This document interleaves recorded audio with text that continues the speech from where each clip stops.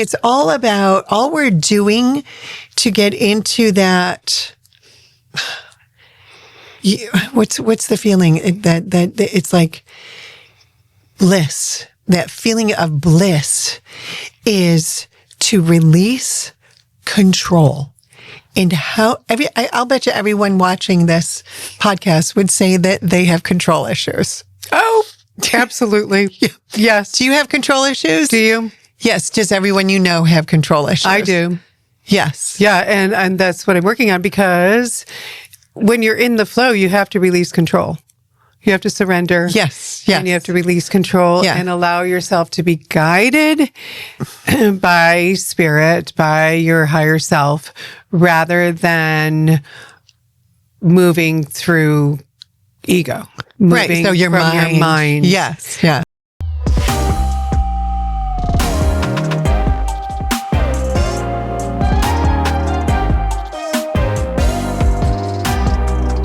Hello, everyone. I'm Deanna. And my name is Deborah. And we're here to inspire you, to uplift you, to motivate you, to change your life. And you can change your life by changing your energy. And that's what we're going to talk about this morning. How I was able to shift from down in the dumps to feeling inspired just before coming here. So I'm just going to let Deborah talk for a minute. Well, I have a question. You know, what the question I was thinking about was, what if somebody doesn't even know that they want to change? Okay. So first when we're opening the podcast and we're like, oh, if you want to change your life, and then people are like, I'm perfectly happy. Why would I want to change my life? So what would you say to somebody, that doesn't even know that they want to change their lives, but from what we know and what we've experienced, that we want to share how we've changed our lives? Because, well, one of the things, a lot of people are starting to wake up. And yes, we woke up during lockdown. Yes. 2020. Yes. And so I remember the day. Yeah. And so when I woke up, we didn't realize that there was so much more. Okay. Just like last night when the gentleman I was sitting next to at dinner, Deanna and I went to a dinner event from one of our clients who was celebrating her birthday and invited a bunch of different people. And she just wanted to be in the company of her friends and people that she knew through her life. And her 83-year-old dad was sitting next to me. And so I was there. I know. So I'm just telling our audience, I was talking to you. Now I'm going to talk to you. He doesn't have a cell phone and he watches the news all the time. Yeah. So I was there. Yeah, I know. So his life is so limited. And he doesn't even know what else is out there. And actually, in some of the things that I said, it was funny because I was speaking more on an ethereal level, on there's more to life than just this. Yes. What we can see, touch, taste, hear. And what did he say? He said, you remind me of my sister, and I don't talk to my sister because of that. Well, he said, you're very spiritual right now. Oh, and I don't remember that.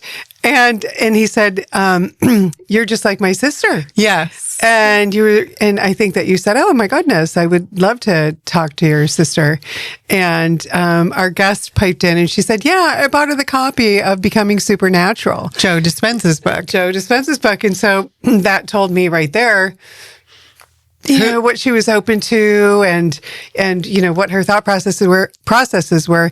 And in the moment I said, you mean you don't, I said, I think not, you mean you don't believe that there's anything beyond what you can see, hear, taste, smell, or touch? And he said, no. Right. And so it is a whole new thought idea for some people. So if you're watching this podcast, let us know if these ideas or everything that we're presenting is really foreign to you.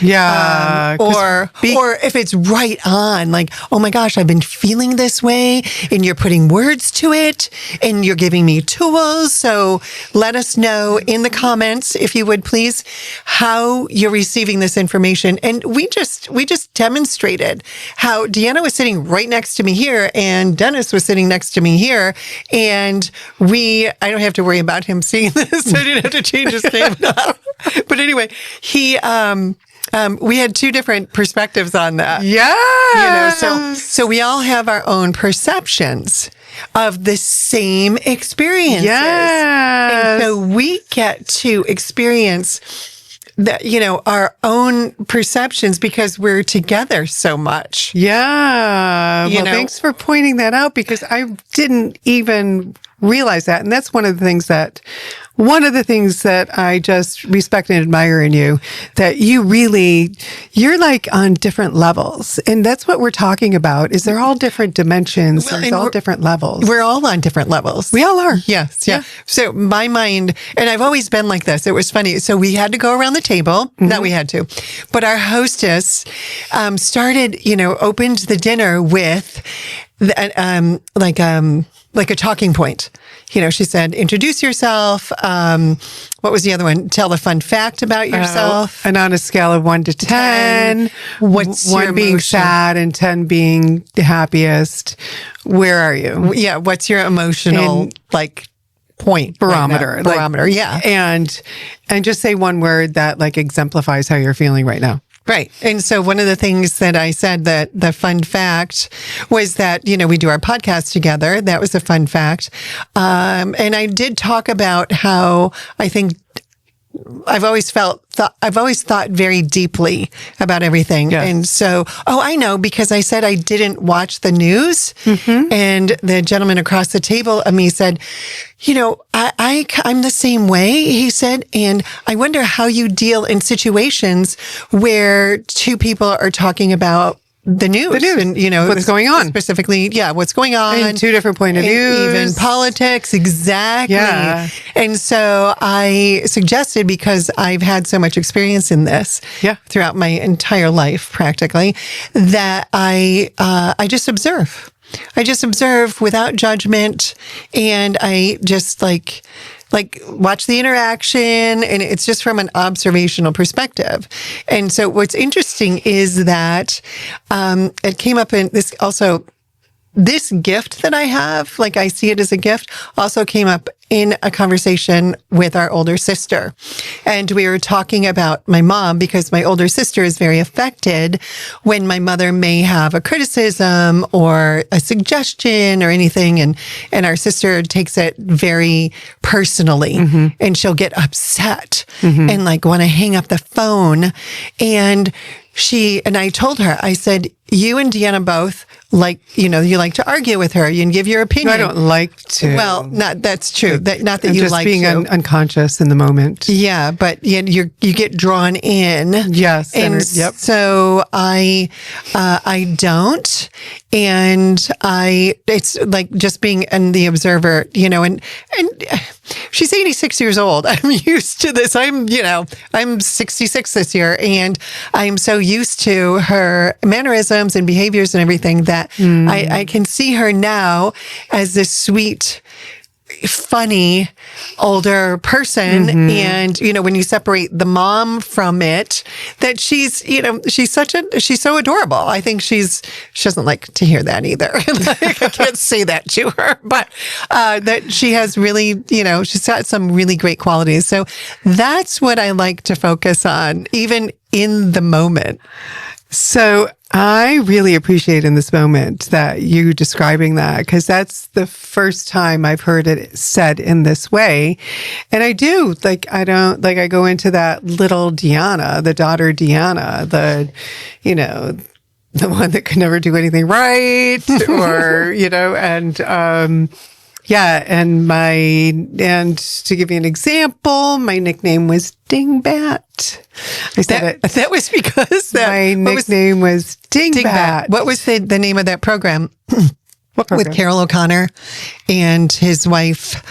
All in the Family, was it? All in the Family? Yeah, Archie Bunker. Archie Bunker in the Yeah. 70s. We're Yeah. really dating ourselves, but that was his. Oh. So we used to watch that. Yes, did that he was call his Dingbat? nickname, his wife. Oh, Dingbat. no. I think so. Maybe it was his son-in-law. No, his son-in-law was Meathead. Meathead. Yeah. So anyway, so that's rest his why that was in Mom's consciousness, was the dingbat. And it was accepted that, I mean, it was on TV But- and, it was comical. It was comical. So, like, I internalized that as a child. Yes, absolutely. And, how many of us have, internalized it and brought that with us We all into do. our present? Everybody. We all do. Yep. Oh my gosh. So my goodness, like I'm having all of these light bulbs go off and, like, and so, yeah, like, just it's so insightful right now. And that, and I want to share with you how I went from being low, like I was probably, a 2 this morning. And, I had to. A 2 on the emotional scale. 2 on the emotional scale of 1 to 10, 1 being the worst, 10 being the best. And we can't depend on anyone else. Like, and I do, like I've depended on you so much. Like I'll feel that way. And sometimes I only need to hear your voice. Mm-hmm. And then I shift. And so we did talk this morning and I actually shifted while I was on the phone with you because I didn't want you to catch the vibe that I was a number 2. Oh, that's awesome. And that I just was led in that moment to shift myself. Yeah. And how do I do that? And so I just reversed everything that I normally do. I reversed my routine. My daily routine. What a great idea. And I took a shower first. Yeah. And then I got ready. And then I made my celery juice and smoothie and I juiced the oranges and it takes me about an hour from start to clean up. Yeah. And I got my nutrition until lunchtime. Yes. And then so after I took a shower, I put my workout clothes on and I had been working out, since last August, but my partner has had some medical difficulties and being physical as well. So I haven't been able to work out, and I said I can't depend on her because it's been too long now. It's been really long and I really need to get the endorphins going. I remember from my daughter, Chelsea, that's how she was able to stay balanced was by working out. Yes. Yes. And so to get the endorphins going. So I had some of the CrossFit workout routines. I printed them out and I did one. And I had already drinking my celery juice. And so I did the workout and then I had an insight. I acted on the insight and it was a message that I sent to all of you, my siblings, that it's our brother who is in his pure energetic self and he moved into spirit in 2013 and it's his birthday today. Right. So I sent some pictures of the last few weeks when he was with us before he moved into spirit and just acknowledged that today was his earth birthday. And our siblings all chimed in and we've been a little distant recently. And so I just felt like it was a direct hit from Johnny, from my brother John to do this. And I was inspired. And so then after I did that, I did the Joe Dispenza breathing technique and the meditation. Right. And then on my way here, I listened to the meditation, which was all about getting into the energy of inspiration. And and it's the message is so simple, but the work is not simple. The work is hard. No, but so I guess how you reacted or responded to everything this morning shows, and I don't know if you've seen this in yourself or not, shows how you have embodied the work that we talk about on our podcast and that we have been practicing over the past 3 years.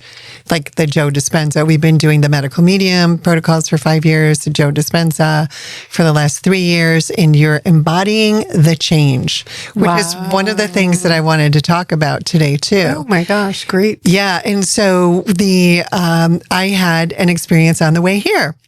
So it was interesting because I don't want to say I was running behind, because I feel like I'm in thy time. And that's a statement that I've used for many years, that I'm in thy time.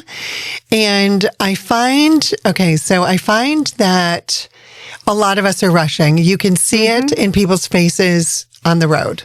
When you're at a stoplight, or, when somebody's approaching, and you can see that they're like they're in a hurry. Yeah, they're in a hurry, and their nervous system is like going strongly, right? So my daughter was preparing a treat for our producers, and it was something that she just pulled out of the oven, and she wraps things and she makes the presentation of it so beautiful. And so I was waiting by the door and staring at her, and she asked me to stop. Yes. So I said, I went around into the hallway, and I said, okay, I'm standing in the hallway. I'm facing in the opposite direction. I'm not looking at, and it did. It went by so much faster. Yeah. Then she came right out with the treats, right? So then I get in my car and I start pulling out of my driveway, and I always reach for my phone before I pull out of the driveway. And I took a deep breath and did a couple of deep breaths, and then I backed up. And I walked in the door. I said, do you see my phone on the table or on the infrared sauna? And she said, no, it's not there. And I said, okay. So I was like, okay, if it's not in the car, it's not meant to be.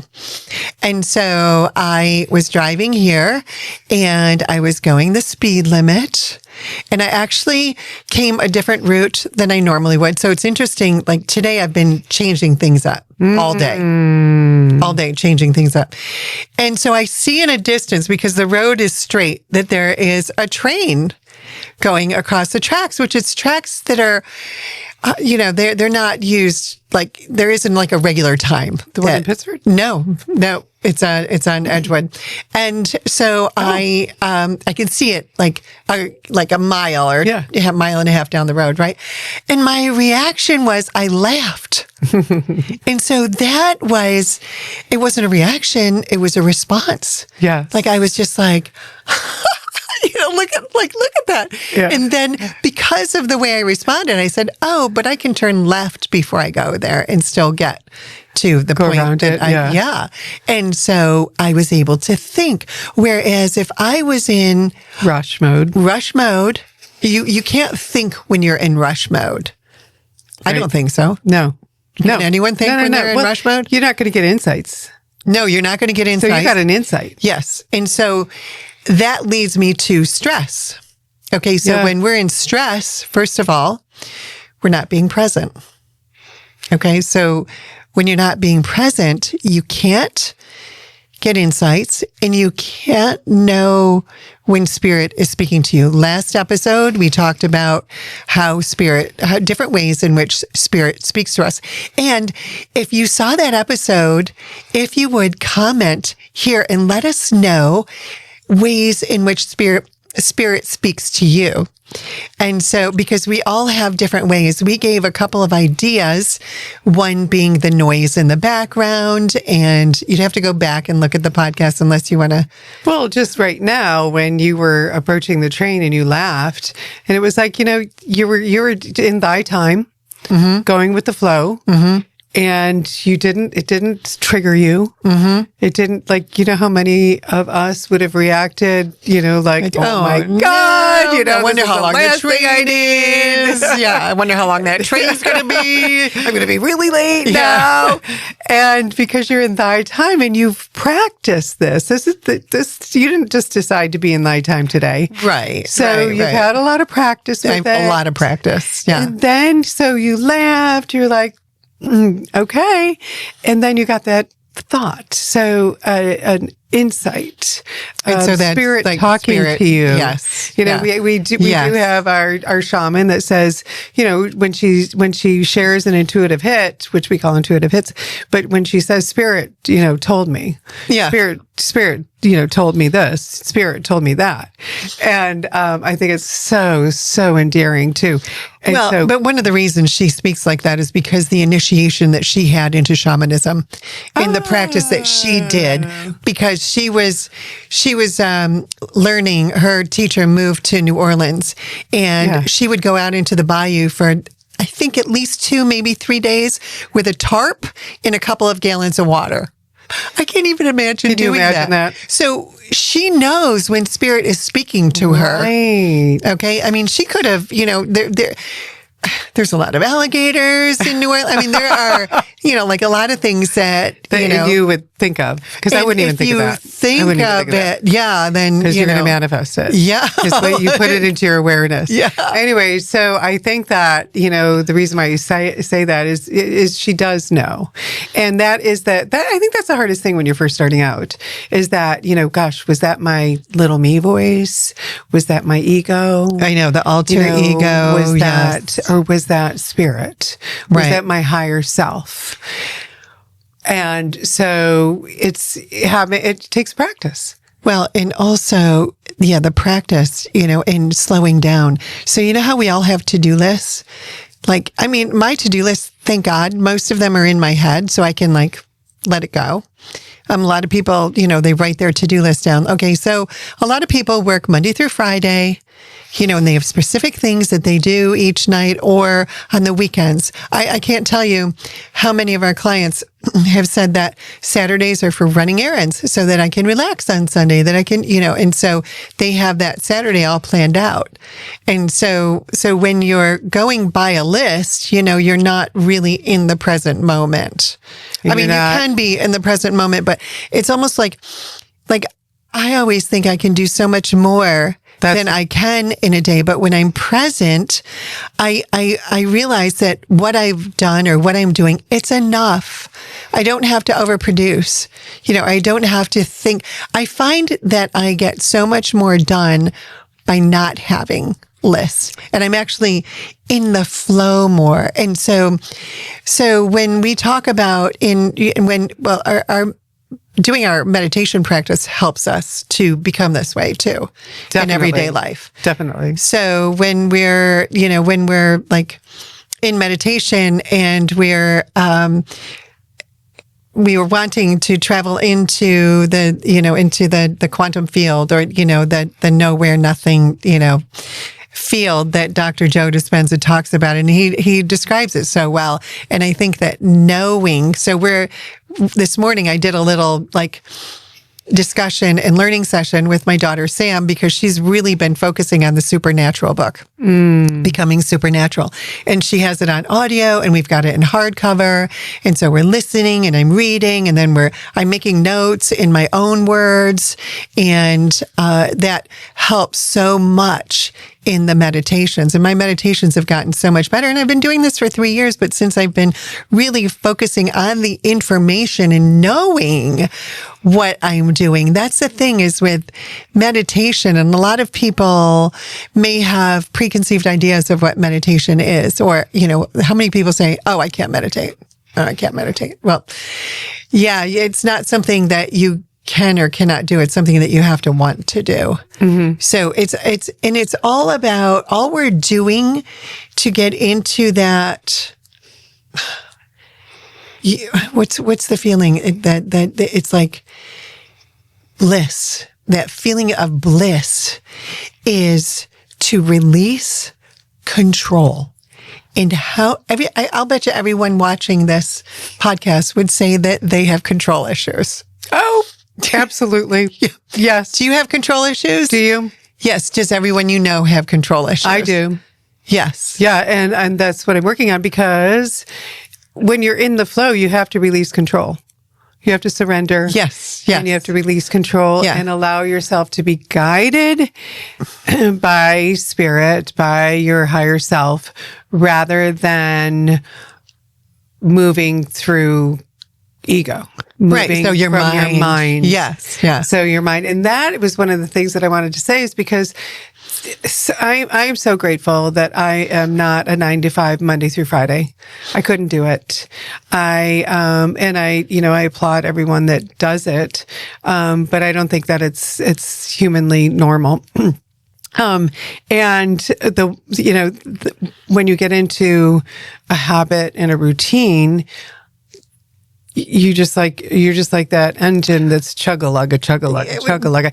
And how can you stop to hear? How can you hear the insights? Because I remember that, like, I'm hearing more and more insights the more meditation, the longer I do meditation for. Right. And one of the things that I love about Dr. Joe's work is that he backs it up with science. Yes. And so maybe that gentleman last night, if he were to open himself up to the scientific data that shows what happens to the body and the brain, especially the brain, that there's data that backs it up. So even though it's not something we can see, hear, taste, smell, or touch, it is registered. It is registered. And that's the difference between like spiritual and science. Scientific people need the 3D, the 3D validation, the 3D reason why something is the way it is. And no one's done that. Not anyone that I know of has done that before Joe Dispenza. Right, exactly. Yeah, he's a pioneer in that. Yeah, in describing it that way. What I love about his teachings is he, like in these workshops, is that he'll say it, he'll teach a concept, a scientific concept about the meditation, and he knows if people are getting it or not. Like in the audience, he feels the energy, right? And so he'll say, okay, let me try it a different way. Mm-hmm. And so then he'll teach the same thing in a different way and teach the same thing in a different way. And he's been doing this for decades. So of course he's a master at it. And so even just watching his YouTube videos, we encourage you. We'll put a link into a couple. Because, he after he teaches something and he starts talking about it, he'll say, are you with me? Are you with me still? Yes. Are you with me? And I saw in the comments that people are like, yes, I'm with you, So he's so in tune because he's been doing the work. And he's so passionate about it. And he's experienced everything that he talks about. Yes. All the mystical experiences. And he wants everyone else to feel that way. So we're going back full circle to the beginning of the podcast. When I said, what if people don't even know that they want to change?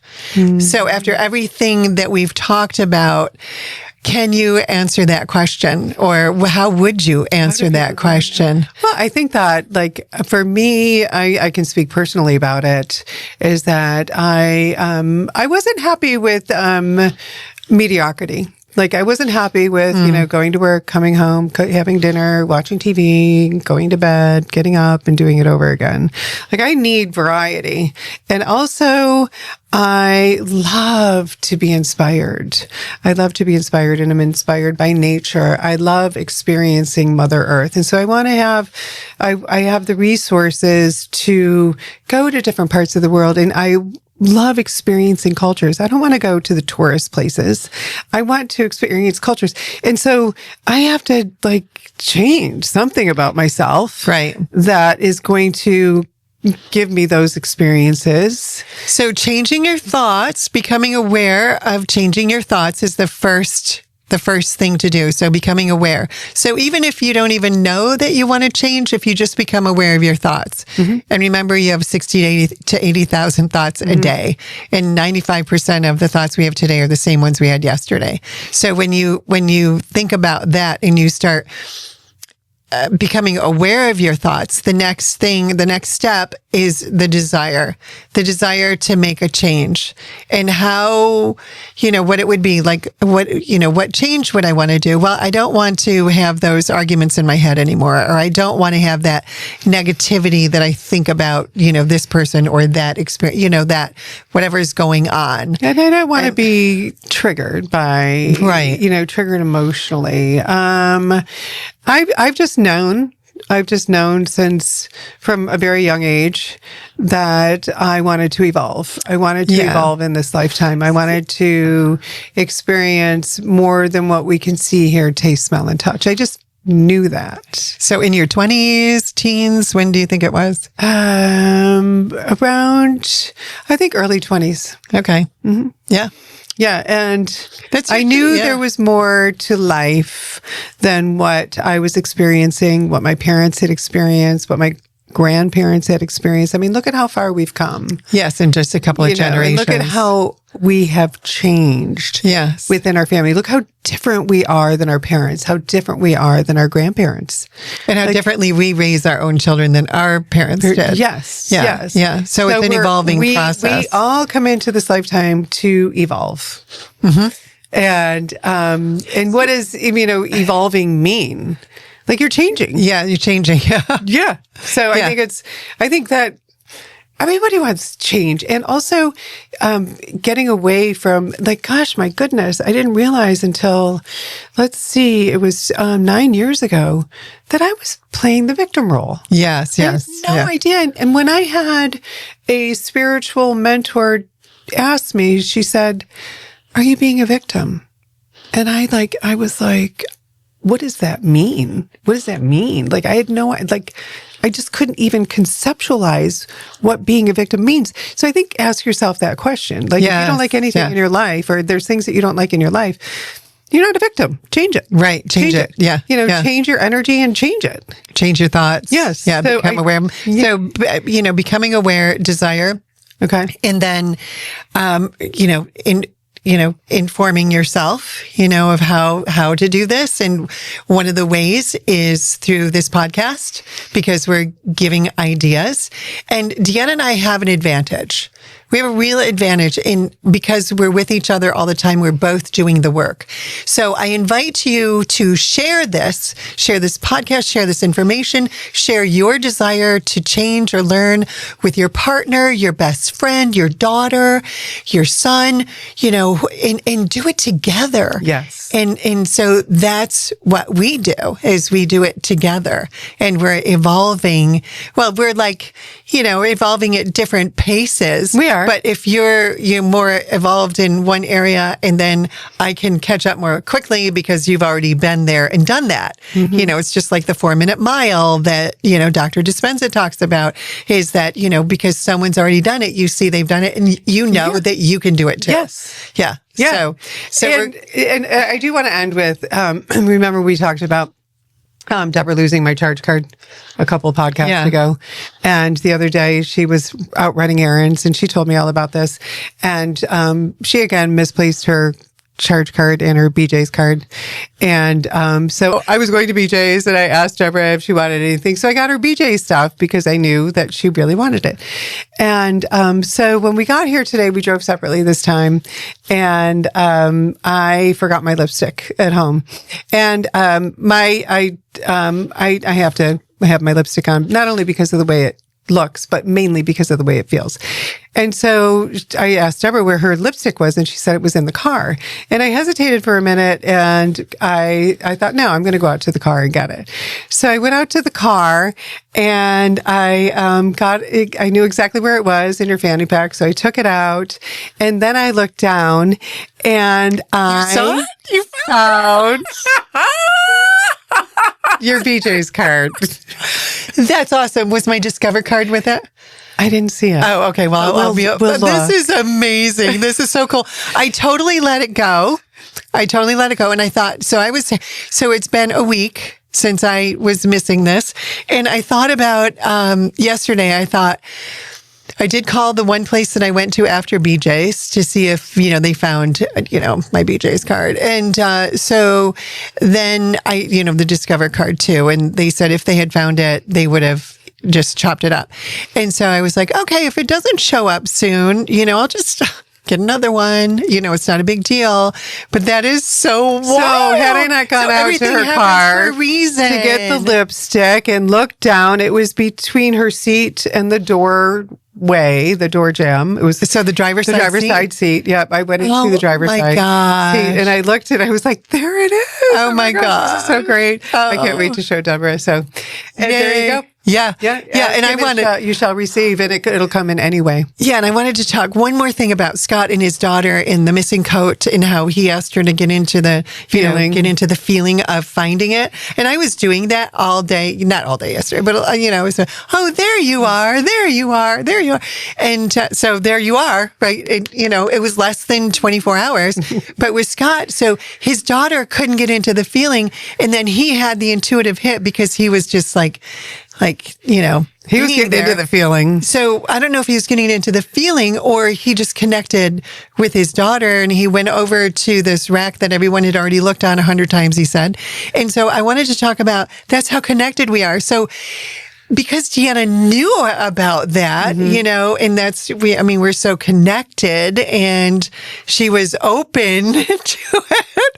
That was awesome. Yeah. I love that. So that is demonstrations of the oneness. Yes. Too. So you'll have more experiences like that, with people in your life. And it just makes life so much more exciting, doesn't it? It does, because we're not in control.